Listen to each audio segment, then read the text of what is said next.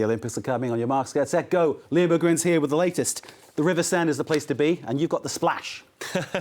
Very good. I like what you did there, Mark. It finally happened 9 days before the start of the Olympic Games. Mayor of Paris, Anne Hidalgo, took the plunge, fulfilling a promise to show that the long polluted waterway was clean enough to host swimming competitions during the 2024 Olympics, as well as part of the opening ceremony. Clad in a wetsuit and goggles, Hidalgo plunged into the Seine near City Hall. Tom Canetti has the details. Finally, her promise is kept. A little more than a week before the Olympic Games kick off, the Mayor of Paris, Anne Hidalgo, jumps into the Seine River. The water is great. It's wonderful. After 102 years of being restricted, the Seine is once again swimmable, just in time for the triathlon and open swimming events. The Games have really challenged us. It's been a motor and an accelerator. But we did it because we need to adapt our cities to the environment and climate change. Several of the mayor's staff and local athletes also jumped into the river this morning, but some local Parisians watching on were less keen. I'd rather go swimming in the Mediterranean. It's not very inviting. It cost the government 1.4 billion euros to make the Seine swimmable, including the construction of this basin to keep contaminated water during storms and 23,000 retrofitted water supply systems.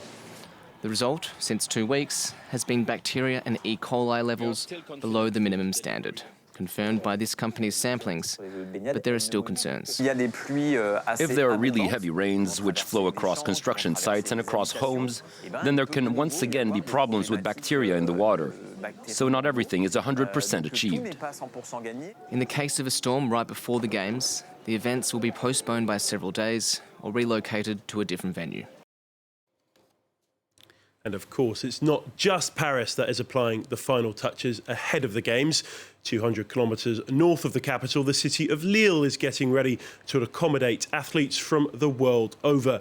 The Pierre Mauroy Stadium will host all of the group games for both the men's and women's basketball, as well as the handball finals. Between 1 and 1.5 million visitors are expected to travel to Lille over the course of the Games, making it the second largest Olympic city. The American Dream Team, which includes superstars LeBron James and Stephen Curry, as well as French NBA stars such as Victor Wembanyama and Rudy Gobert, will all be in Lille for the preliminary stages of the tournament. And the hosts have a good chance of claiming gold in the city, as they're the reigning champions in both the men's and women's handball. Well, she's already one of the most successful Olympians ever, winning 4 gold, 1 silver and 2 bronze medals. But gymnast Simone Biles is certainly not done yet. She was the heavy favourite to sweep the board in Tokyo 3 years ago, but was forced to pull out from several events in order to protect her mental health. It was a low moment in her career, but Biles has bounced back from that setback, winning 4 golds at last year's World Championships.